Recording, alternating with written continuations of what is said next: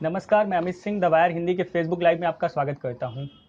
किसानों से जुड़े मुद्दे पर बात करने के लिए आज हमारे साथ आरएसएस से संबद्ध भारतीय किसान संघ के राष्ट्रीय सचिव मोहिनी मोहन मिश्रा जी हैं। सर, हम आपसे ये जानना चाहते हैं कि मंदसौर में अभी जो हिंसा हुई थी उसके पहले भारतीय किसान संघ इस किसान आंदोलन में शामिल था।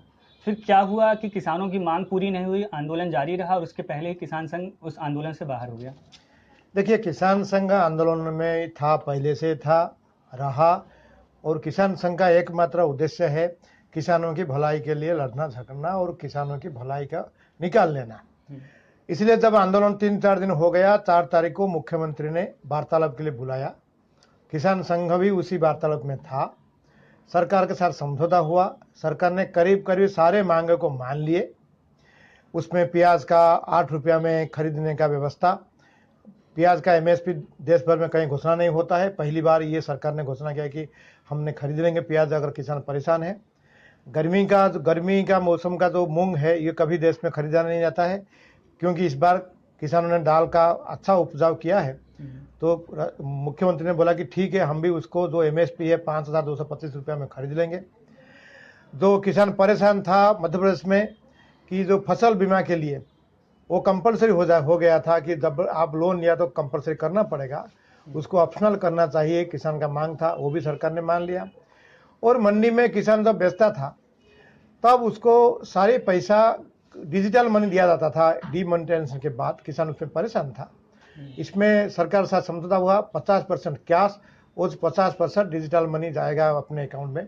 ऐसा करके बात हुआ। करीब करीब सारे जो मांग थे वो मान लिए। दूध के बारे में जो था, मुख्यमंत्री ने बोले कि हम अमूल के साथ बात करके टाई अप करते हैं, थोड़ा समय लगेगा। बाकी जो एक कानूनी प्रक्रिया था, जो स्मार्ट सिटी वाला मामला, उसी में भी किसान के लिए स्कोप है कि वो कोर्ट में जा सके।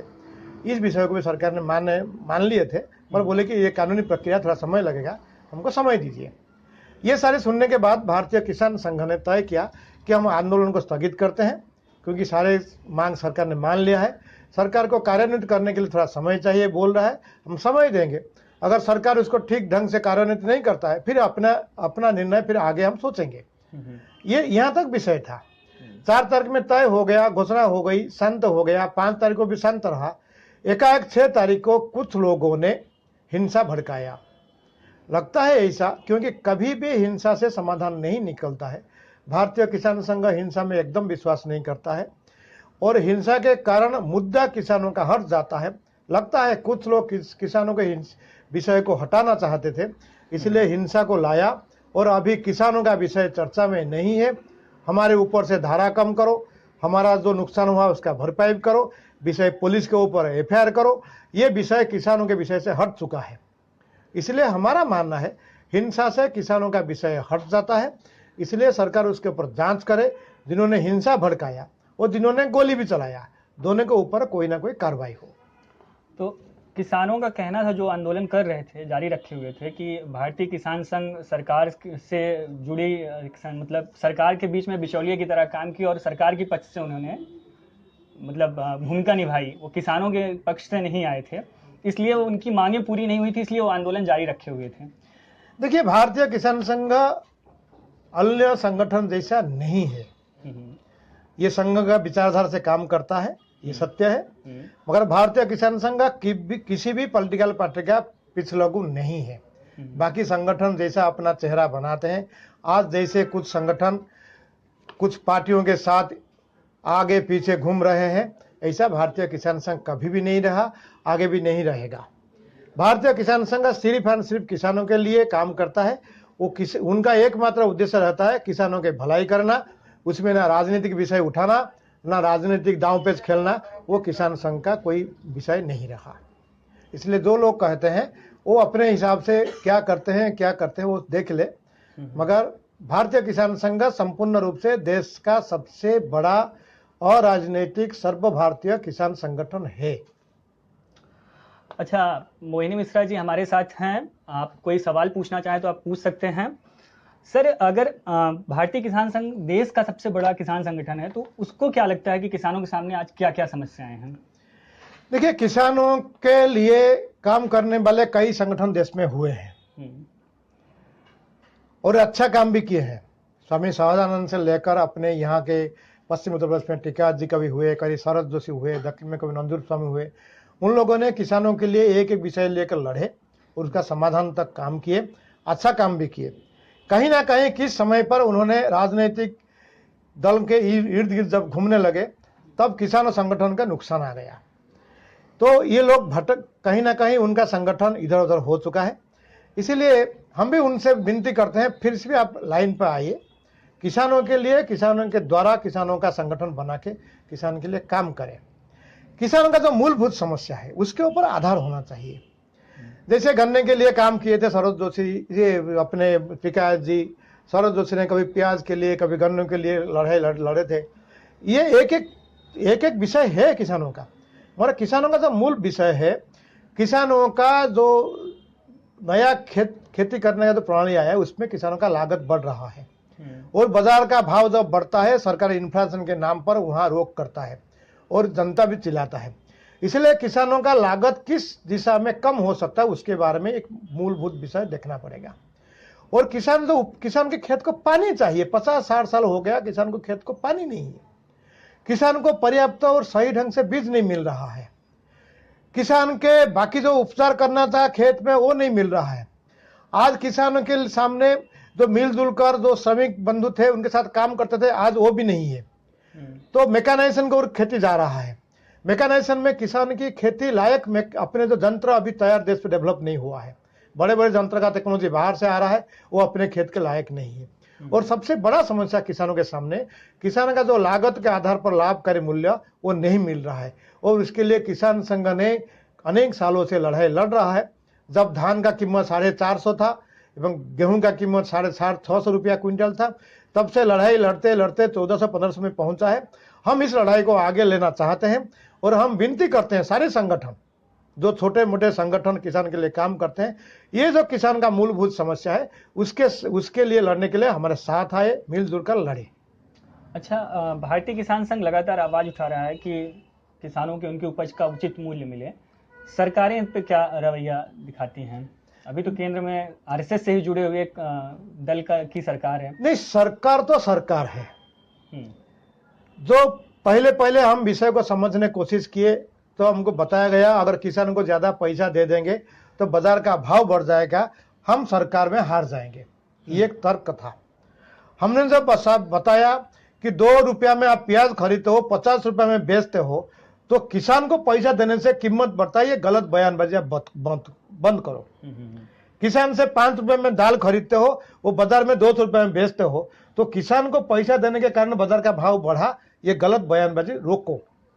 अभी ये पहला विषय सबको, विशेष करके मैं तो विनती करता हूं पत्रकार बंधु जो अर्थनीतिज्ञों की खेती के बारे में लिखते हैं, इस विषय को आंके अंडरलाइन करके लिखे दे। किसान को पैसा देने से बाजार का भाव नहीं बढ़ता है, बाजार का भाव क्यों बढ़ता है उसके बारे में अध्ययन हो, उसका रोकथाम हो। दूसरी विषय, हमने सरकार के सामने मांग रखे हैं, अपने प्रस्ताव है अपना भारतीय किसान संघ का, अगर आप 10 रुपया में आलू खरीदते हो किसानों से, तो बाजार का भाव मैक्सिमम कितना होना चाहिए वो तय करो, 1.5 गुना 2 गुना ये फिक्स करो। अगर किसान से 2 रुपया में प्याज खरीदते हो तो बाजार में भाव क्या क्या होना, उसके अधिक कोई भी नहीं बेच सकता है। उसमें ट्रांसपोर्ट, स्टोरेज, लॉस सब जोड़ के 1.5 गुना में 2 गुना में बाजार भाव होना चाहिए, ये कैप लगाओ। तब ये जो आरोप लगता है कि किसान को ज्यादा पैसा देने से बाजार का भाव बढ़ता है, ये आरोप नहीं लगेगा। जितने भी चाहिए व्यापारी बंधु भी साथ में बैठे, अगर व्यापारी बोलते हैं कि हमको इतना खर्चा होता है स्टोरेज में, ट्रांसपोर्ट में, वो जोड़ के कितना होना चाहिए मैक्सिमम रेट वो बताओ, तय करो। अलग अलग फसल में फिक्स करो, इसमें अलग अलग एरिया में अलग अलग फसल होता है, इसके बारे में तय हो, तब जाके ये जो समस्या का समाधान हो सकता है। इसमें ना सरकार, ना नीति आयोग, ना बाकी जो नीति निर्धारक इसमें क्यों तय नहीं होते हैं, ये बड़ा प्रश्न है।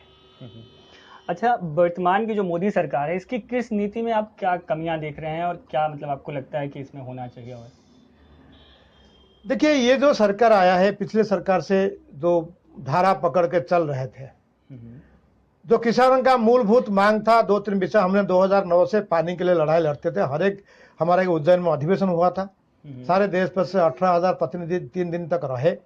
वहां जो बड़ा विषय था जो कम से कम खेत को पानी पहुंचा दो।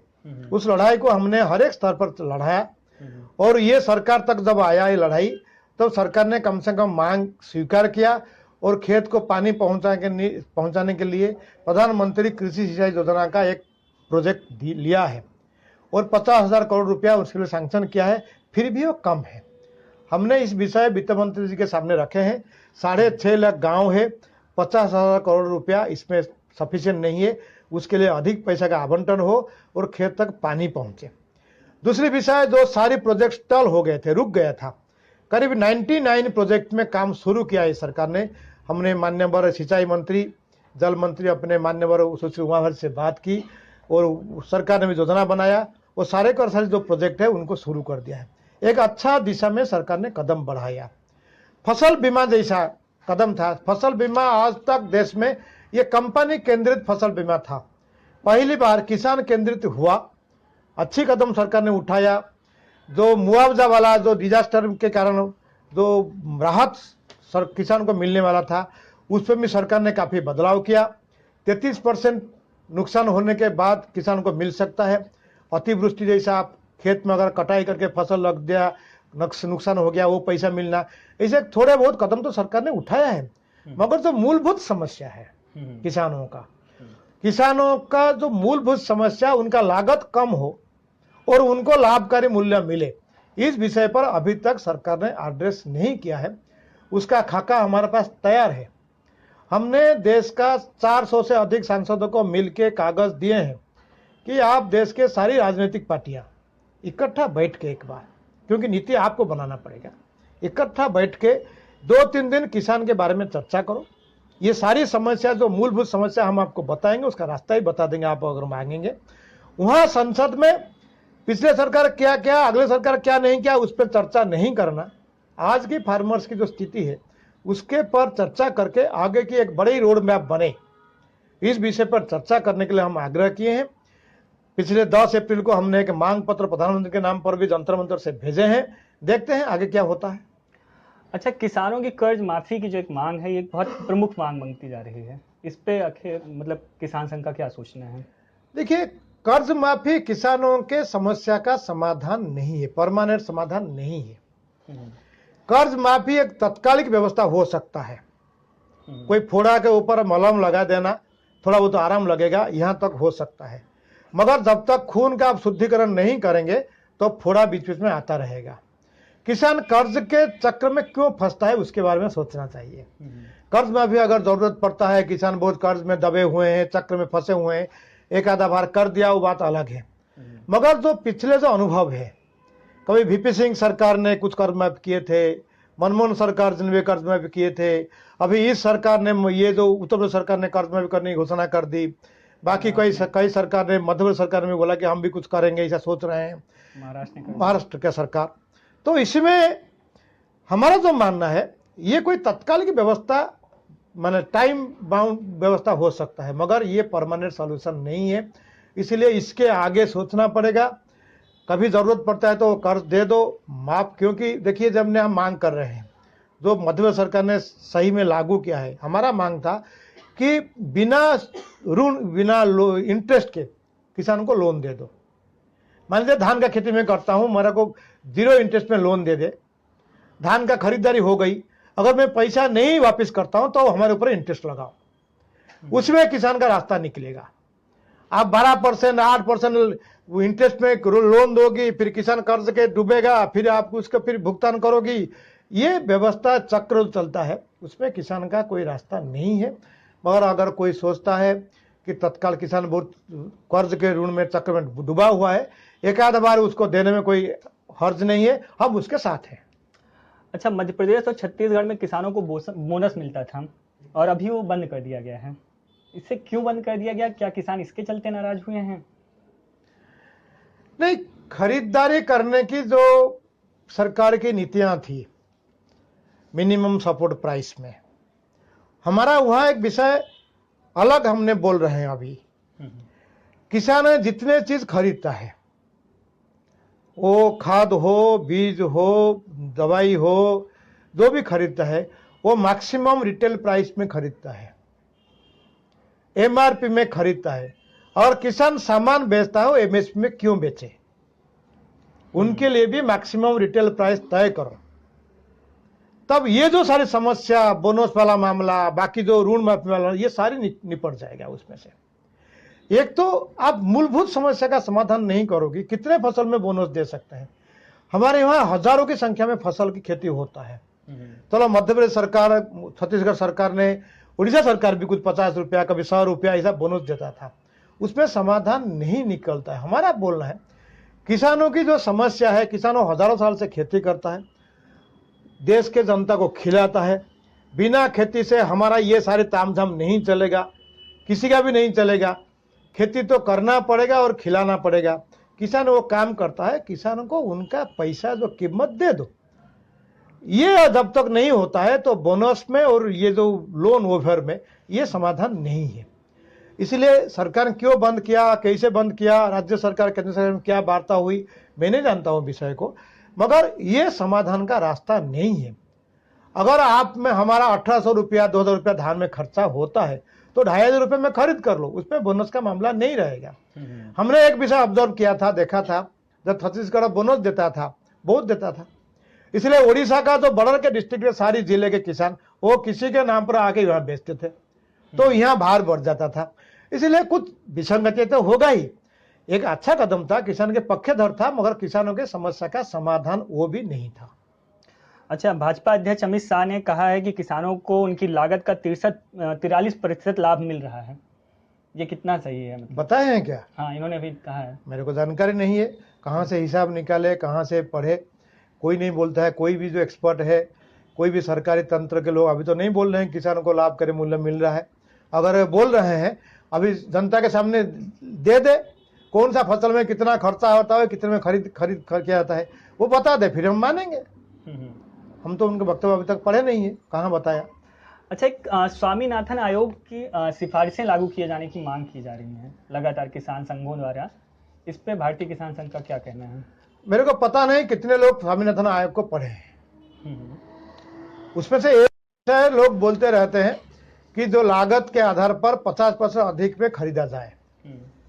अगर लागत का आधार भी नहीं मिल रहा है, मेरा बड़ा प्रश्न है, हमारे सामने बहुत बड़ा प्रश्न है, जो हमारा लागत खर्चा होता है अब तक वो पैसा भी सरकार उपभोक्ता देने के लिए तैयार नहीं है। अगर आलू हम 40 रुपए में बेचना चाहते हैं तो यहाँ सरकार गिर जाता है। अगर प्याज 50 रुपए में बिकता है तो यहाँ सारी तंत्र जो है, प्रचार तंत्र से लेकर सरकार तंत्र हाय तोवा करता है। तो ये जो तर्क है, हम उसके समर्थन में क्यों आते हैं, मेरे को समझ में नहीं आता है। दूसरी विषय, स्वामीनाथन आयोग बोला तब देना है क्या? ये सरकार का उपभोक्ता का जिम्मेदारी नहीं है क्या? हम अगर बाजार में जाते हैं, मेरा एक विनती है, सारे जो कंज्यूमर है, उपभोक्ता है, बाजार में जाते हैं, साबुन का रेट पूछते हैं, कितना है? 40 रुपया, 2 दे दो, ले आते हैं। हम जाते हैं बाजार में, बैगन कितना है? 20 रुपया, अरे 20 रुपये के लेते हो, 18 रुपया ले लो, ये बार्गेन हम भी करते हैं। अगर ये समझ देश में नहीं बदलेगा तो स्वामीनाथन आयोग का जो तंत्र है 50% दे दो, ये कहां लागू होगा, कौन करेगा? इसमें दूसरे पक्ष भी है। और स्वामीनाथन आयोग के बहुत सारे सिफारिशें हैं। अगर एक बार कोई लोग बैठकर चर्चा करना चाहिए, सारी जो सिफारिश है, ये तो पिछले सरकार में आया ना, कोई चर्चा हुआ, एक ही विषय कहीं लीक होकर आया कि 50% किसान को देना चाहिए। हमारा जो मानना है, पूरे स्वामीनाथन आयोग को पहले अध्ययन किया जाए, किसान के संगठन लोग, जो एक्सपर्ट लोग, सरकार के लोग मिलजुल कर अध्ययन करें, उसका सार निकाले, क्या इसमें हो सकता है, क्या नहीं हो सकता है। स्वामीनाथन आयोग का नाम लेना और एक विषय पकड़ के चलना, ये अच्छा नहीं लगता। अच्छा, नरेंद्र मोदी जब सरकार के लिए प्रचार कर रहे थे तब उन्होंने कहा था कि किसानों को उनकी लागत से अधिक मूल्य दिलाया जाएगा, अच्छी कीमत दिलाई जाएगी, कृषि क्षेत्र का ठीक ढंग से विकास किया जाएगा। पर पिछले 3 सालों में कृषि क्षेत्र का जो विकास दर रही है वो मनमोहन सरकार की पिछले 3 सालों की विकास दर से बहुत आधी रही है।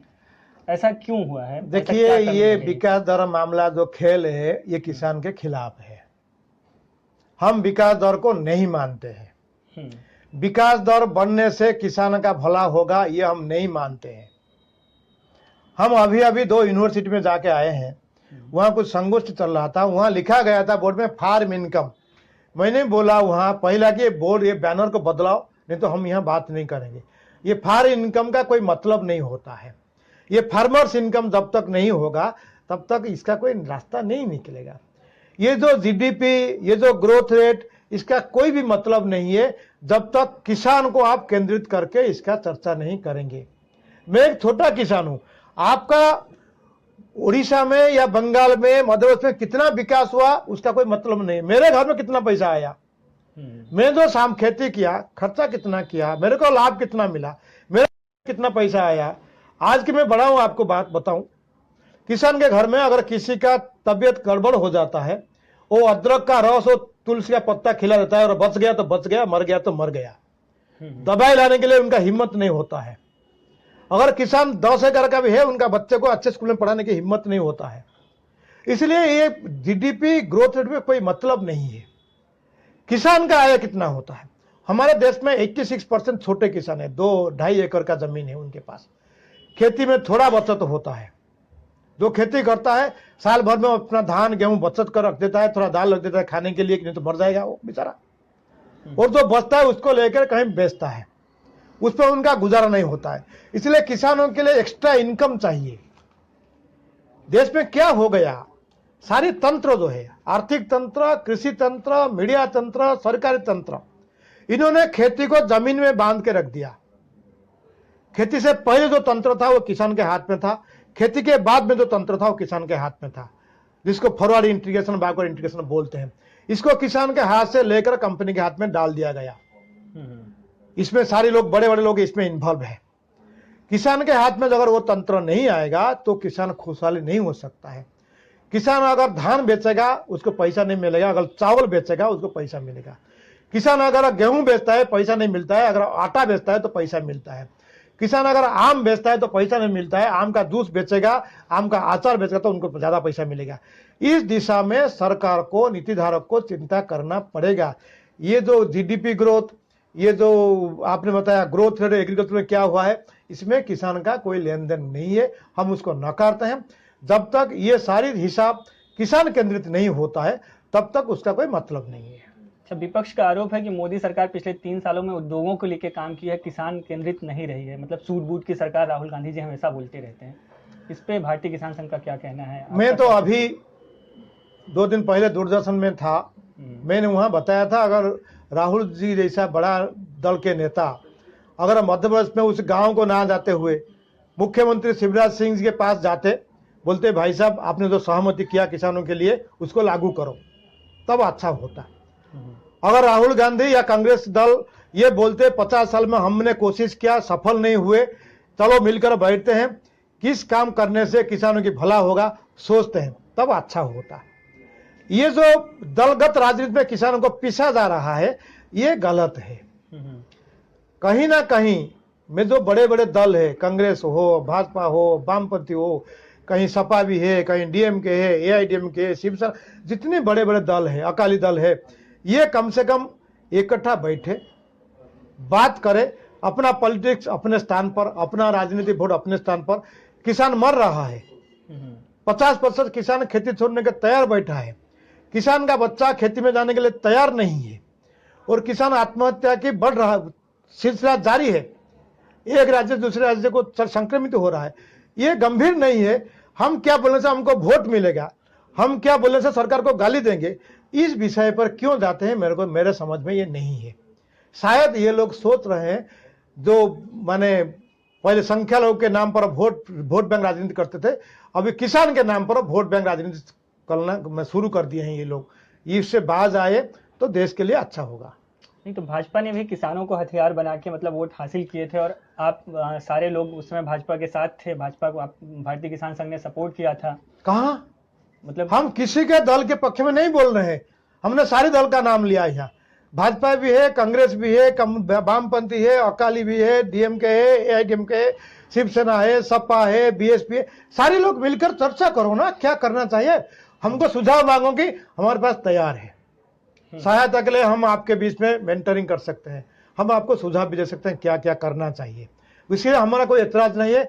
हम जो किसान के लिए काम करेगा हम उनके साथ खड़े होंगे, ये हमने बोल चुके हैं। अच्छा, जैसे भारतीय किसान संघ ने नोटबंदी के समय उसका समर्थन किया था, और अभी हम लोग मंदसौर से कुछ हमारे दोस्त रिपोर्टिंग कर रहे थे, तो वहाँ पे ज़्यादातर किसानों की समस्या थी कि नोटबंदी के बाद से उनकी कमर टूट गई है। कहाँ भारतीय किसान संघ नोट में समर्थन किया था? देखिए, ये सरकारी और पॉलिटिकल विषय को किसान संघ पर मत जोड़ो। किसान संघ सिर्फ और सिर्फ किसानों के इश्यू पर काम करता है। किसान के जेब में पैसा कैसे अच्छा आएगा, किसान का खर्चा कैसे कम होगा, किसान के बच्चे कैसे अच्छे पढ़ेंगे, किसान के गांव कैसे अच्छा होगा, उस दिशा में हम काम करते हैं। हम बिल्कुल ना बाएं और ना दाएं देखते हैं। इसीलिए ये सारे पॉलिटिकल जो विषय है, हम उन लोगों से चर्चा करो, दो लोग उसके लिए माहिर हैं। अच्छा, किसान संघ 15 जून से राजस्थान में धरना देने जा रहा है, इसका क्या मकसद है? पिछले 18, 19, 20 मई को राजस्थान में हमारा एक अधिवेशन हुआ, राजस्थान किसान संघ के। वहाँ किसान संघ 33 जिला में है, सारे 300 तहसील में अपना समितियां हैं, सारे प्रतिनिधि वहाँ इकट्ठा हुए और किसान संघ के कुछ किसानों की कुछ प्रमुख मांग लेकर सरकार के सामने उन्हें प्रस्ताव डाला। करीब करीब 1 महीने हो गया, सरकार के ओर से कोई पहल नहीं हुआ। तो किसानों ने घोषणा किया था, अगर सरकार उस दिशा में समाधान की दिशा में पहल नहीं करता है तो किसान संघ 15 जून से एक अनिश्चितकालीन आंदोलन शुरू करेगा। ये सिर्फ राजस्थान में ही होगा? ये राजस्थान का ही विषय। देखिए, खेती जो है ये राज्य का विषय है। वहां सरसों का खरीद का समस्या है, ये समस्या आंध्र में नहीं है। वहां मूंगफली का खरीद का समस्या है, ये समस्या उत्तर प्रदेश में नहीं है। इसीलिए किसान का जो समस्या है वो क्षेत्र अलग है, इसको देश के हिसाब से देखना गलत है। इसीलिए इस विषय को, ये राजस्थान का इशू है, राजस्थान सरकार के साथ हम लड़ाई लड़ रहे हैं, देखते हैं आगे क्या होगा। 4-5 मांग मुख्य मांगे हैं। जैसे उसमें एक तो खरीदारी, मंडी में खरीदारी हो चुकी है, सरसों, मूंगफली, तुअर दाल वगैरह ये हो चुकी है, और उसमें इतने अंतर में खरीदारी हुई, मैंने 1,500-2,000 रुपया कम में खरीदारी हुई क्विंटल। तो मांग है जो डिफरेंस है इसको सरकार भुगतान करे। मंडी में लिस्ट ले ले, कितने में किसान कितना बेचा है, उसका भुगतान सरकार करे, जो खरीदारी उस पर भुगतान करे, कैसे करे वो सरकार जाने। 4.5 लाख बिजली के कनेक्शन के एप्लीकेशन बंद पड़े हैं वहां सरकार के पास, और देश में सरकार बोल रहा है कि जितना बिजली चाहिए हम दे देंगे, और हर एक गांव को बिजली पहुंचाएंगे, वो खेत में बिजली नहीं पहुंच रहा है। तो हमारा मांग है कि कम से कम सरकार ये जो 4.5 लाख पेंडिंग है कनेक्शन की, उसको लागू करे। ऐसे उनका विषय अलग है, राजस्थान का जो समस्या है अलग है। उसी विषय को लेकर हम वहां लड़ रहे हैं। 15 से 18 तक हम धरना देंगे, रोटेशन में वहां गांव गांव के लोग आके बैठेंगे, अपना मांग रखेंगे। सरकार बुलाता है तो बात करेंगे, अगर नहीं बुलाता है फिर आगे की रणनीति, उसके बाद हम समाधान कैसे करेंगे वो सोचेंगे। अच्छा, नोटबंदी का कितना फर्क पड़ा किसानों के पर? ये पूरे देश में लागू हुई और पूरे देश के किसान इससे परेशान हुए हैं। मध्य प्रदेश में भी बार बार इसका जिक्र हो रहा था। मध्य प्रदेश में जिक्र हुआ था कि मंडी में नोटबंदी के नहीं, नोटबंदी के बाद जो सरकार ने सारी ट्रांसफर अकाउंट से अकाउंट तक करने लगा, उसमें किसान को थोड़ा परेशान झेलना पड़ा, क्योंकि हर एक गांव में छोटे छोटे अंचल में बैंक अकाउंट नहीं है, बैंक नहीं है। इसलिए किसानों को जो लेन देन करने के लिए थोड़ा समस्या हुआ। ये नोटबंदी के कारण नहीं है, जो डिजिटलाइजेशन हुआ उसके कारण हुआ। इसके लिए किसानों ने मांगा थोड़ा पैसा कैश दे दो, थोड़ा अकाउंट में डाल दो। सरकार ने, हमारा ये मांग था, क्योंकि बहुत घपला होता है मंडी में।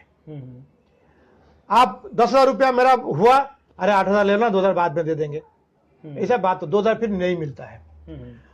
हर एक क्विंटल में कुछ काट लेते, 10 रुपया 15 रुपया हर एक क्विंटल में काट लेते, 10 केजी 12 केजी काट लेते हैं। इसलिए थोड़ा उसमें जो भ्रष्टाचार होता था उसको रोकने के लिए हम भी पहले सहमत थे। सरकार ने उनको व्यवस्था किया कि पूरा का पूरा इतना आपने खरीदा गया, इतना आपका पैसा आपके अकाउंट में चला गया। मगर व्यवहारिक तौर पर हमने देखा, किसानों ने देखा कि ये समस्या हो रहा है, इसलिए किसानों ने मांग किया कि थोड़ा कैश दे दो, थोड़ा अकाउंट में ट्रांसफर करो, वही शुरू हो गया है। अच्छा, नहीं, जैसे ये है कि सरकारी खरीद अभी भी मतलब 50% ज्यादा किसानों के पास, मतलब 50% तो हम बहुत ज्यादा बोल रहे हैं, आधे से ज्यादा किसान सीधे व्यापारियों के पास जाते हैं। व्यापारियों के पास नोट नहीं था, उन्होंने उनको कम दाम देना शुरू किया, इस कारण फसल की कीमत नहीं, कम दाम देना ये नोट नहीं था इसका कोई मतलब नहीं है। ऐसा किसानों ने बताया था। आप कहीं भी जाओ, जैसे मंडी में जाके बेचना, उसके लिए एक व्यवस्था होता है। मध्य प्रदेश में और छत्तीसगढ़ में तो अच्छा है, उड़ीसा में भी अच्छा हो गया, पहले नहीं था उड़ीसा में भी। उड़ीसा में आपको स्लिप मिल जाएगा, इतने तारीख में आप जाओ, आपको वहां बेचना, उसी दिन जाना और बेच देना और आपका पैसा आपके अकाउंट में आ जाएगा। अच्छा, कितने % किसान जाते हैं, मतलब ये आप लोग तो हाँ, उससे जुड़े वो तो हम क्या करते हैं, उसके कारण किसानों को जनजागरण के माध्यम से किसानों को समझाना। आप कम से कम वहां जाओ, वहां बेचो, तो आपको ज्यादा पैसा मिलेगा। कई किसान, ये सच्चाई है, कई किसान बोलते हैं अरे कौन जाता है यार, यहीं से आके ले जाता है, 100-200 रुपया कम करता है, ठीक है, आप क्यों हमारे पीछे पड़े हो। ये भी एक मानस है। फिर भी हम किसानों के पीछे पड़े हैं, क्योंकि ये तंत्र अच्छा है, किसानों के लाभ के लिए है। उस तंत्र में जाने के लिए धीरे धीरे किसान की संख्या बढ़ रहा है।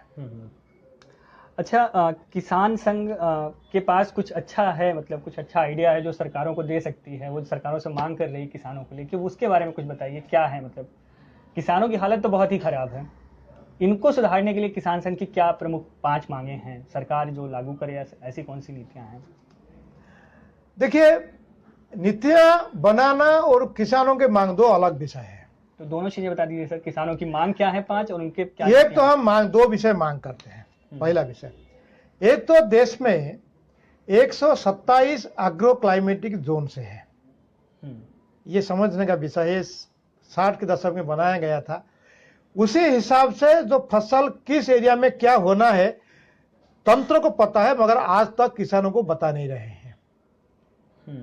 हमारा देश को कितना खाना चाहिए, कितना सब्जी चाहिए, कितना फल चाहिए, उसके बाद बफर स्टॉक कितना रखना चाहिए, उसके बाद हमारा एक्सपोर्ट इंपोर्ट का संभावना कितना है, ये कुल मिलाकर आप तो एक तय करो किस एरिया में कौन सा फसल कितना उगाना चाहिए। ये अगर हो जाएगा, ये जो भारी भरकम उतार चढ़ाव होता है रेट में, ये नहीं होगा। क्योंकि अधिक फसल जब बन जाता है तो मार्केट का प्राइस गिर जाता है, किसान उसमें फंसता है। अधिक क्यों करते हैं, क्योंकि उनको पता नहीं कितना जरूरत है, वो सरकार बताता नहीं है।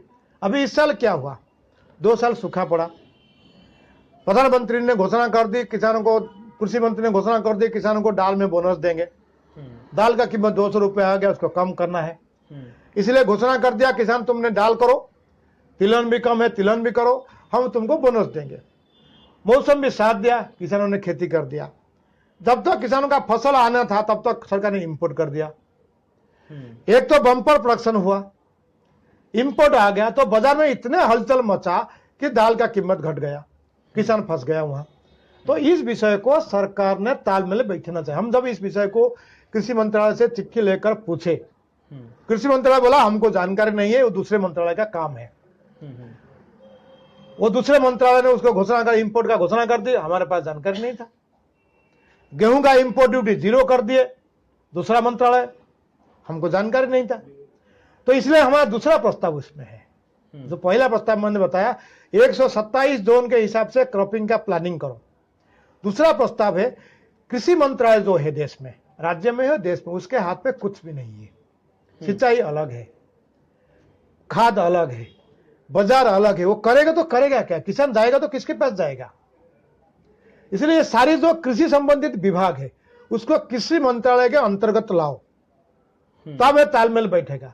आपको आश्चर्य होगा, नारियल का किसान बहुत है, आसाम से लेकर केरल गोवा तक। दक्षिण में नारियल का तेल को खाते हैं, हजारों साल से खाते हैं, और नारियल का तेल को अभी तक खाद्यान्न तेल के हिसाब से घोषणा नहीं हुआ है। हम सारी मंत्रालय में पूछे को हमारा काम नहीं है, वो रामविलास जी का काम है। हम बोले व्यापार का मामला, सीतारमण जी बोले वो हमारा मामला नहीं है, कृषि मंत्रालय बोला हमारा मामला है, दूसरे मंत्रालय का मामला है। कहां से आया, कैसे आया, खाद्यान्न तेल कैसे हो गया, किसी को पता नहीं। हमारे देश में जिस तेल को हजारों साल से लोग खाते हैं और लोग वो खाने से बाल भी लंबा होता है, काले होते हैं, गहन होता है, उसके बारे में कोई चर्चा नहीं, अभी घोषणा नहीं हो रहा है। हमने पिछले 5-6 महीने उसके पीछे कम तो घोषणा तो कर दो खाद्यान्न तेल। तो क्या होगा उसमें से, नारियल की किसानों की भलाई हो जाएगी, लाखों की संख्या में किसान, अच्छी कीमत नारियल की मिल जाएगा। और किसान नारियल का फसल बदल नहीं कर सकते हैं आप, ये एक बार नारियल का पौधा लगा तो 50 साल लग जाएगा, वो पौधा फल देगा। तो परमानेंट पैसा उगाने वाला खेती है, कोई समस्या नहीं है, मगर एक ही काम है वो रुका हुआ है। सरकार बोलता है हमारे मंत्रालय में नहीं है, इसलिए हमारा बोलना है जितने संलग्न मंत्रालय है वो कृषि मंत्रालय के अंतर्गत आए, तब जाके उसका समाधान कोई रास्ता निकलेगा। तीसरी विषय हम जो मांग करते हैं, किसानों की लागत का खर्चा कम हो। ये सारी जो बड़े बड़े बात भी किया गया, चलो ठीक है, जो ग्रीन रिवोल्यूशन आया उसमें स्वामीनाथन जी का हाथ, उन्होंने अच्छा प्रोत्साहन दिया, जो भी हो गया, मगर उसके आगे आगे किसानों का लागत बढ़ोतरी हुई, इतना बढ़ गया तो किसान परेशान है। इसलिए हमारा किसानों को लागत को कम करना है, तब आप जो लोग खरीद के खाते हो आपको सस्ता हुए अच्छा खाना मिल जाएगा। आप भी चिल्लाओगे नहीं 50 रुपया हम दाल के लिए दे सकते हैं, 200 नहीं दे सकते हैं।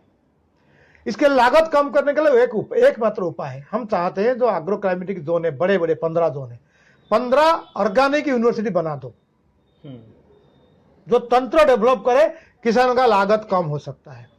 आपको आश्चर्य होगा, इतने सालों के बाद सारी सरकार का तंत्र स्वीकार कर रहा है, ये जो धान है गेहूं का बीज सरकार का कॉर्पोरेशन कंपनियां बेच रहे थे, वो जरूरत नहीं था। किसान अपना बीज स्वयं बना सकता था, मगर लाखों करोड़ रुपए का व्यापार कंपनियों ने, सरकार ने कर लिए, किसानों के जेब का पैसा लूटमार हो गया। बीज बनाने का प्रक्रिया किसानों का बताओगी नहीं, कैसे चलेगा?